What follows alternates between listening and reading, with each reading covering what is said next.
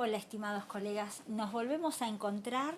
y la charla de hoy va a ser específicamente de recursos. Lógicamente lo vamos a ir viendo y ya lo fuimos viendo en las sucesivas sesiones cuando surgían situaciones donde ustedes, o por las resoluciones jurisdiccionales, debían plantear estos recursos. Pero la realidad es saber qué es el recurso, qué es recurrir,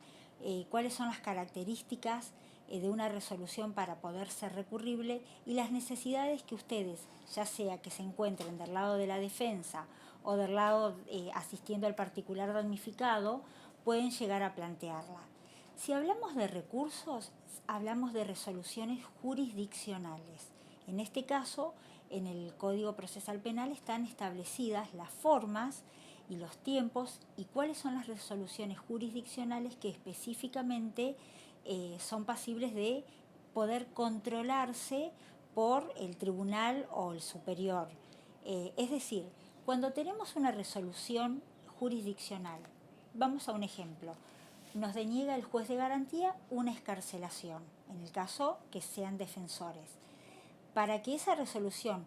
realmente sea pasible de revisión a través de un recurso de apelación, lógicamente tiene que haber sido dictada por el juez de garantías, que es el juez natural que entiende en ese proceso y que es competente para ello. Entonces, esa resolución que emite el juez de garantías y de las cuales ustedes, en el caso de la defensa, se están agraviando, va a ser pasible de poder ser revisada, controlada, evaluada por el superior, que en este caso va a ser la Cámara de Garantías Penal. Así consiste y es la esencia y la forma de los recursos, donde tengo una resolución de grado, así se dice técnicamente, y que realmente me tiene que causar un gravamen irreparable a la parte, no solamente a la defensa o al imputado, sino también puede ser una resolución que le cause un gravamen irreparable al particular damnificado, en el caso de que se concede una libertad, y va a ser revisada esa resolución por un superior. Pero para que sea revisada por un superior, en este caso en el ejemplo que dábamos por la Cámara de Apelaciones de Garantías, lo que vamos a tener que tener en cuenta es que hay tiempos procesales para interponer ese recurso y también formas que así lo exige la ley procedimental. No es que pongo apelo y nada más. Después lo vamos a ver porque el imputado privado de su libertad puede poner apelo y lo entienden como la necesidad y el dejar en claro que quiere que sea revisada esa resolución jurisdiccional. Pero si ustedes están presentados, técnicamente tienen, en el caso de los recursos, para interponer las apelaciones, el tiempo ordinario es de 5 días a partir de que fueron notificados. Tengan en cuenta que en el caso de una denegación de excarcelación o exhibición de prisión, el término no es de 5 días, sino es de 48 horas, así lo establece la ley procedimental, y son los tiempos que ustedes van a tener para interponer ese recurso. Siempre los recursos, estos recursos que son llamados ordinarios, que tenemos el recurso de revisión y el recurso de apelación para la etapa de la IPP, estos recursos van a interponerse ante el inferior, es decir, ante quien dictó la orden de las cuales ustedes o la resolución de las cuales ustedes se están agraviando. Entonces, ahí presentan, si ustedes me dicen dónde físicamente, bueno, el juez de garantías le denegó la excarcelación, el escrito, vamos a lo práctico, el escrito de apelación lo tienen que dejar en el juzgado de garantías. Y luego el juzgado de garantías o el juez lo que va a hacer es un contralor de formalidad y va a evaluar cuándo ustedes fueron notificados, si dentro de las 48 horas ustedes interpusieron el recurso para saber si es temporáneo o extemporáneo. Y luego de tener en cuenta todos estos requisitos formales de admisibilidad, a partir de allí se va a elevar a la Cámara para que el superior resuelva ese contenido de esa apelación, es decir, esos agravios que ustedes están estableciendo. El recurso, luego lo vamos a ver, yo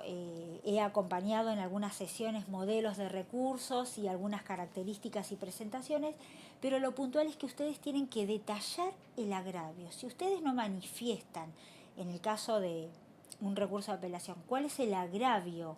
que le ha ocasionado a ustedes esa resolución, ese recurso se va a declarar inadmisible porque ustedes no se han agraviado claramente de algo. Ustedes tienen que establecer el porqué del agravio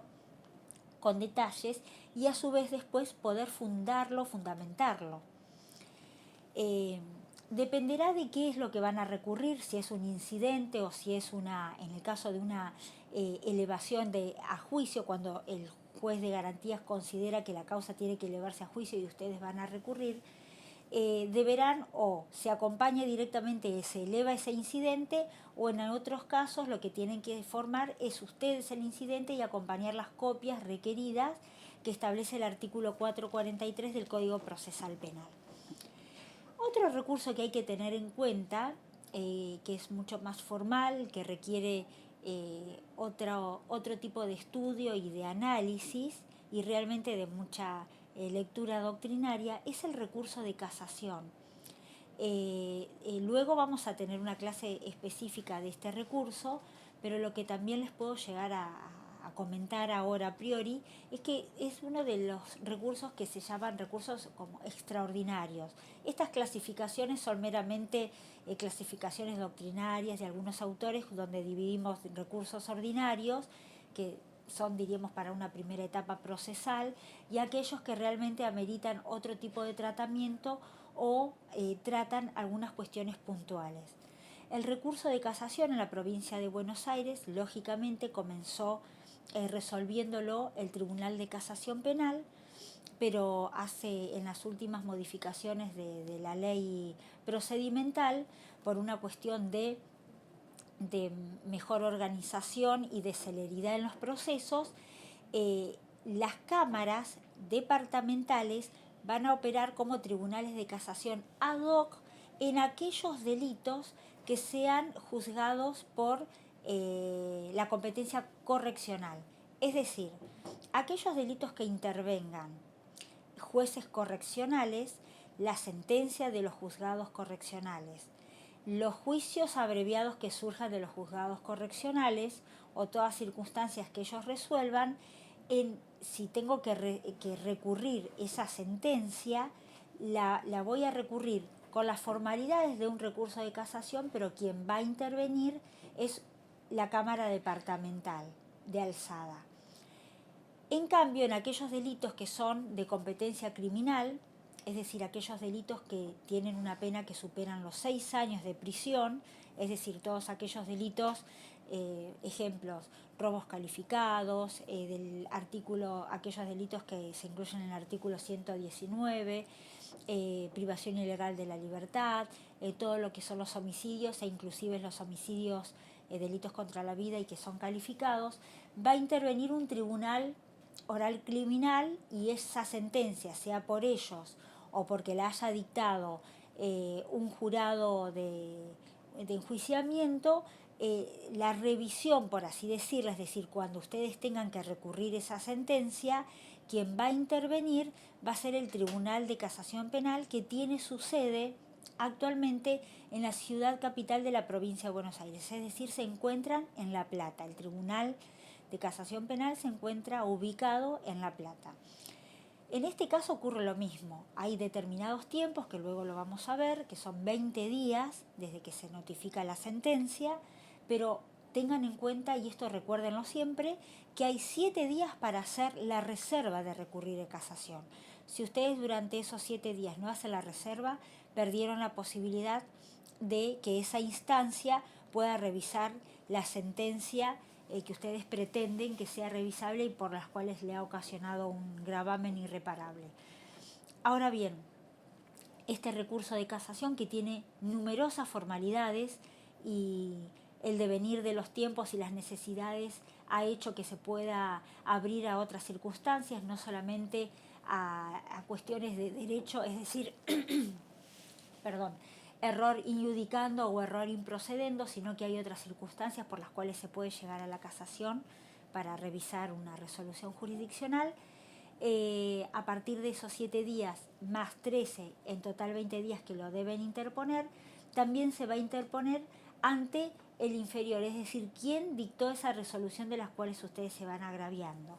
Cuando cumplimentan la serie de requisitos formales que así requiere el recurso y así lo establece la ley, se elevará ese incidente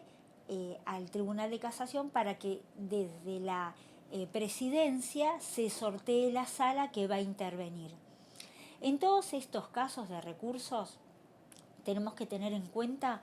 que en el caso de la primera etapa de la IPP se va a sortear una sala. Pongamos el ejemplo del Departamento Judicial de San Isidro, que la Cámara está integrada por 3 salas. Se va a sortear una sala y va a ser esa sala la que primero se sortea, la que va a intervenir en esa etapa de IPP. Pero tengamos en claro que si este delito es correccional, cuando vamos a la segunda etapa de juicio y tengamos la sentencia y es condenatoria y queremos que se revise esa sentencia correccional dictada por un juez correccional y es condenatoria, ese recurso de casación con las formalidades en realidad está previsto en la apelación, va a intervenir las otras 2 salas, se va a sortear entre las otras 2 salas que no intervinieron en la primera etapa. Eso es lo más lógico y objetivo para poder mantener la imparcialidad y no contaminarse con esa investigación. Porque imagínense que en la primera etapa la Cámara dijo sí, convalido y entiendo que existió delito, que la persona es responsable. Ya tenemos una resolución, por así decirlo, anticipada de qué es lo que va a decir con respecto a la sentencia. Entonces, la imparcialidad, la garantía esencial de esta cuestión objetiva de poder evaluar la prueba de cargo, la prueba de descargo, se va a cumplir si tenemos un sorteo de las otras 2 salas que no intervino en la primera etapa. Ahora bien, con respecto al Tribunal de Casación Penal, como les había comentado, vamos a tener que ingresa la causa o el incidente de casación a la presidencia y se va a sortear una sala que no lógicamente haya intervenido en la primera etapa con respecto a ese proceso que se está investigando y que todavía no se ha concluido. Y después tenemos otro recurso también catalogado como recursos extraordinarios, que son los recursos ante la Corte. Estos recursos aún requieren mayor detalle, mayor formalidad. Hay establecidas a través de las acordadas las formas, las pautas, y esto también hay que tener en cuenta porque muchas veces la Corte va estableciendo acordadas y pautas de cómo hacer la presentación, los lugares, pero el horizonte nos lo da siempre la ley procedimental. Y los recursos ante la Corte de la provincia de Buenos Aires, es decir, la Suprema Corte de Provincia de Buenos Aires, de Justicia de la Provincia de Buenos Aires, tenemos con 3 posibilidades de llegar a ella: por recurso de inaplicabilidad de ley, por recurso extraordinario de nulidad o recurso extraordinario de inconstitucionalidad. Al ser estos temas muy extensos, los vamos a dejar para un próximo encuentro con más detalles. Muchas gracias.